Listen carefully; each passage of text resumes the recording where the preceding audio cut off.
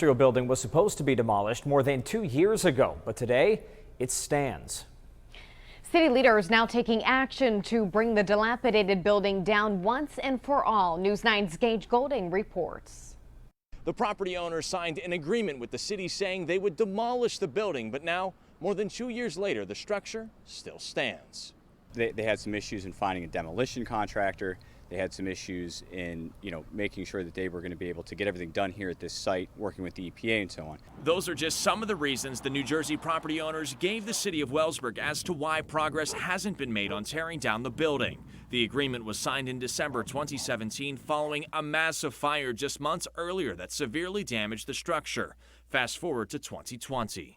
At this point, the city is out of patience. City Attorney Ryan Weld ordering the owners of the old GenPak building to appear in front of the city's building enforcement agency. But they're not the only ones.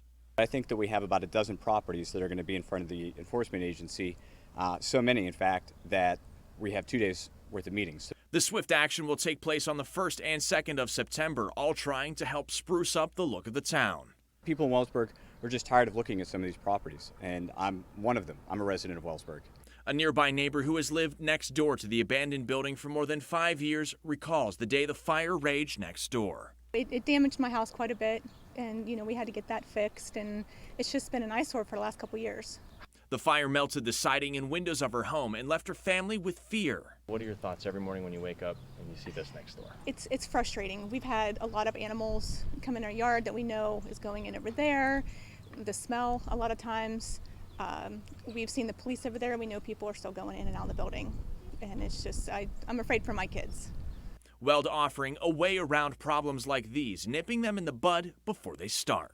When they see properties that are for sale at tax sales, invest in your local community, because if not, what happens is these people who are not from our area, have no ties to our community, don't care about our communities, they come in, they buy these properties, and they just let them go. Weld says the city will likely require the building to be brought down within a certain number of days. If that doesn't happen, the city will take the property owner to court. Reporting in Wellsburg for News 9, I'm Gage Goulding.